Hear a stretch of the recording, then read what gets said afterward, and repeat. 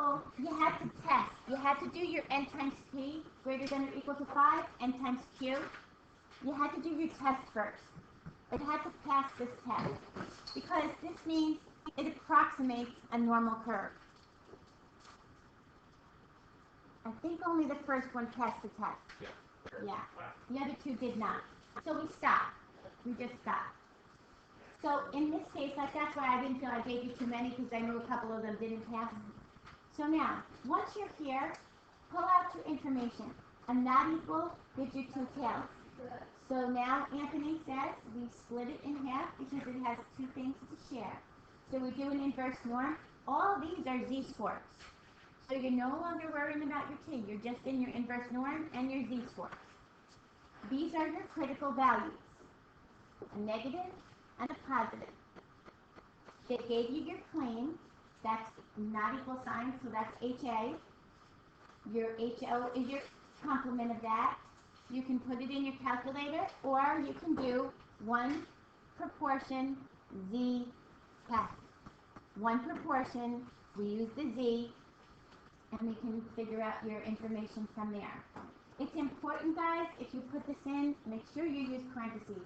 Some of you, I noticed on the test, you set it up okay, but I know you forgot your parentheses because your answers came out really weird. In fact, there was one that came out to be like 300 and something, which is not possible. I mean, we can get pretty large z-scores, but not 300. Can everybody do the first part? Everybody's okay with that? Simone, you okay with that? Okay. These guys did not pass the test. The next two. Right? So we stop. We just don't do anything further. If you go on in statistics and you take further courses, further studies, you'll figure out what to do with things that don't meet a normal distribution. But this is just an elementary statistics, so we kind of just stop right there. Here's what always hangs you guys up, the at least. Think money in your pocket. If you have at least $23, you have 23 or more. So there's your greater than or equal to. And percent, P, use the P for percent, P for proportion. So set it up, there's your claim. At least, greater than or equal to, are smokers. In a random sample, here's your sample. Pull those out. Right away, pull those out. Oops, sorry. In a random sample of 200, your P hat is 22.5%. Still follow the same rule. Move your decimal 2 places. Or divide by 100. So your tail follows your HA all the time. Put your tail in. Figure out this guy is your O1. This is the area right in here. That's the smallest error that we're going to allow. This is where you reject H0. This is where you fail to reject H0. Use your calculator, your test. Use your Z formula. I'll give you the formula. P hat minus P, it's always sample minus population. Be careful on this one, there's not an extra radical sign there. It all fits under 1. So that falls right in here. Right before the 0, right after the 0 there, right before you hit 0. So we fail to reject H0 and follow your chart. If your claim is your null and you fail to reject it, you're going to have to agree with it. So we write it as there is not enough evidence to reject the claim that at least 23% of U.S. adults are smokers. Now this book is probably like 12, 15 years old now. So what do you think that percentage is? Greater or less? Greater. You think it's greater? Always 100%. Do you think 23% are smokers? Do you think it's more? Probably not. Probably less. I mean, with all the campaigning and the negative things about smoking, I would think it might be less. Yeah, it's an older book.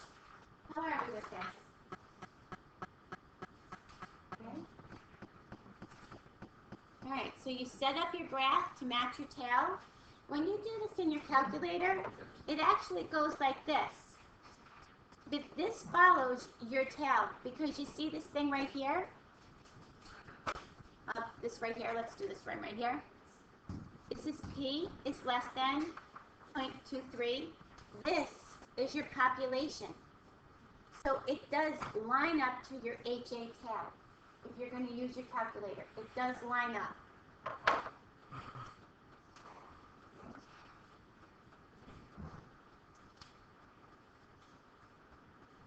Good. And 10.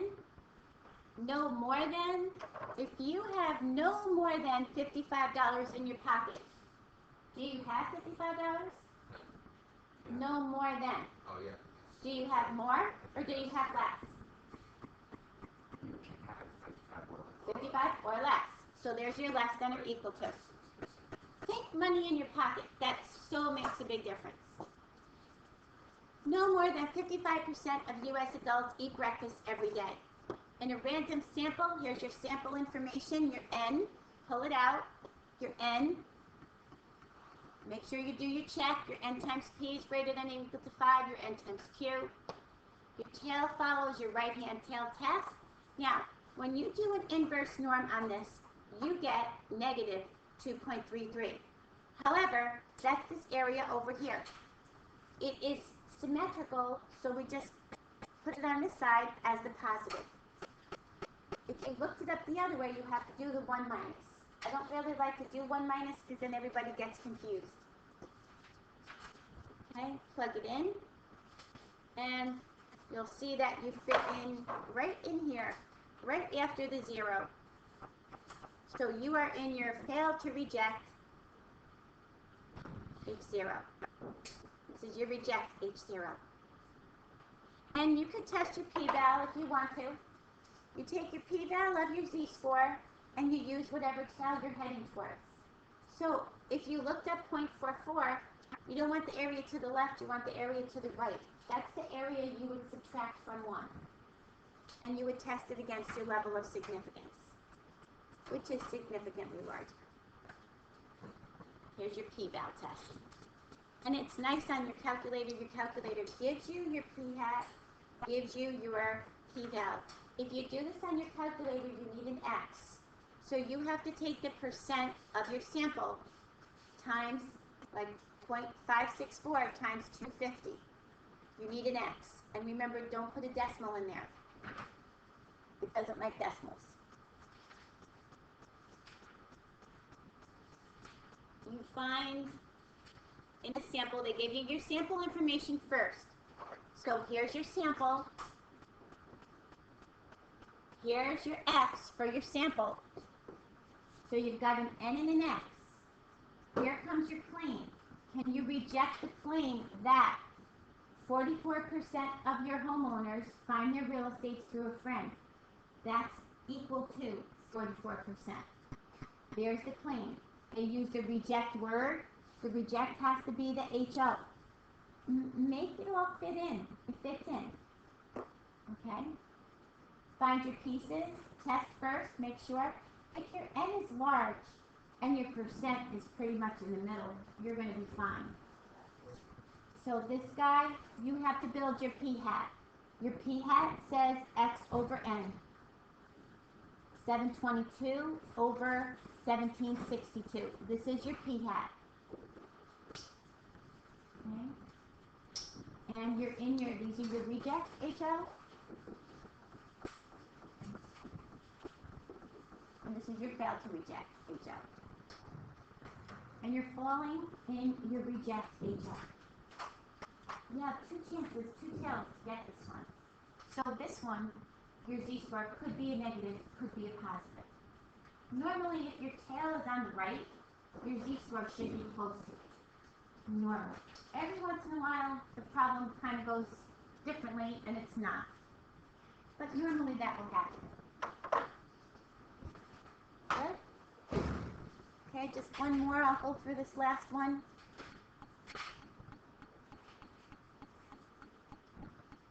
In a random sample of 50, it shows that 48%. This gave you your sample first, so there's your p-hat. And here's your clean, at least, greater than or equal to. So your tail follows your HA. Find your cutoff and find your P hat. So they gave you your P hat, 48%. If you want your X value, do your 48% times 50. Okay? Are you guys okay with this? Someone, are you okay with this?